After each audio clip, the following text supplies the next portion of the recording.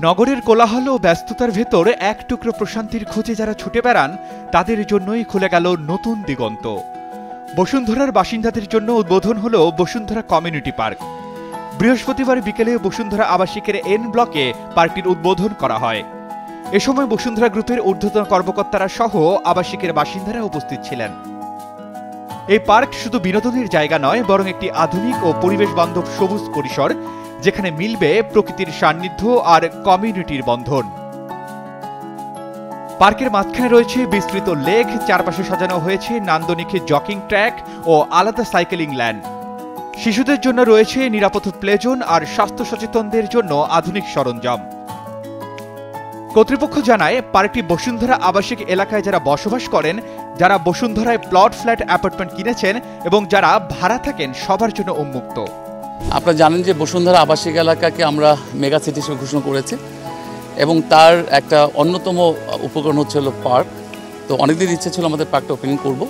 তো অনেক প্রতিকূলতার মধ্য দিয়েও আমাদের চেয়ারম্যান মহোদয় এই পার্কটা আমাদের যারা বসুন্ধরায় ওয়েলফেয়ার সোসাইটির সদস্যভুক্ত যারা আছেন তাদের জন্য আমরা ওপেন করে দিয়েছি। মানে সবার জন্যই, আমরা বসুন্ধরায় যারা বসবাস করেন তাদের সবার জন্য আমরা ওপেন করেছি। এখানে আপনাদের নিচে দেখছেন আপনার যে সাইকেল ট্র্যাক আছে, ওয়াকিং ওয়ে আছে, ফ্রি এক্সারসাইজ জোন আছে, বাচ্চাদের খেলার জায়গা আছে এবং অ্যাজ ওয়েল অ্যাজ সুন্দর লেক আছে। তো এইটা আমাদের চাচ্ছি যে সকাল 6টা থেকে রাতে 10টা পর্যন্ত আমরা আপাতত ওপেন রাখার চেষ্টা করছি। আরেকটা বিষয় আছে, যেহেতু আপনারা সাংবাদিকরা আছেন, আমাদের চেয়ারম্যান মহোদয়ের মেগা কিছু পরিকল্পনা আছে আমাদের এই স্পোর্টস সিটি, আমাদের এই স্মার্ট সিটিকে নিয়ে, সেটা একটু বলতে চাই। খুব সম্ভবত আগামী বছরের প্রথম দিকে আমাদের আরেকটি পার্ক ওপেন হচ্ছে, সেটা হচ্ছে এন ব্লকে, অ্যাবাউট প্রায় 50 বিঘার উপরে বসুন্ধরা এন্টারটেনমেন্ট ওয়ার্ল্ড। এখানে আমাদের দুটো জোন থাকছে, একটা হচ্ছে কিডস জোন, একটা হচ্ছে জেনারেল জোন। বসুন্ধরা 300 ফিটের সাথেই অ্যাবাউট প্রায় 52 থেকে 53 বিঘার উপরে আমাদের আরেকটি হচ্ছে Bashundhara aqua park, aqua world আর কি।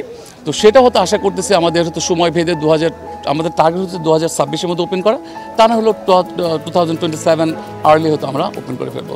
শিশুদের জন্য বিশেষভাবে তৈরি নিরাপদ ও রঙিন খেলার মাঠ পার্কটির প্রধান আকর্ষণ। এখানে হাঁটার ব্যবস্থা তো আছেই, চা কফি খাওয়ার ব্যবস্থা আছে এবং শিশুদের জন্য বেশ তারা সাইকেল চালাতে পারবে, বেড়াতে পারবে, আনন্দ করতে পারবে। সব কিছু মিলিয়ে এই রকম একটি পার্ক বসুন্ধরার জন্য খুব জরুরি ছিল।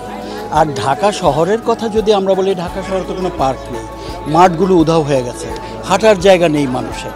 তো সেই তুলনায় বসুন্ধরা আবাসিক এলাকা হিসেবে আমার কাছে মনে হয় যে বসুন্ধরার মতো এত পরিকল্পিত, সুপরিকল্পিত এবং যারা বসবাস করবেন তাদের জন্য আরামে বসবাস করবার জন্য, জীবনযাপনের জন্য এর চেয়ে ভালো জায়গা আর হতে পারে না।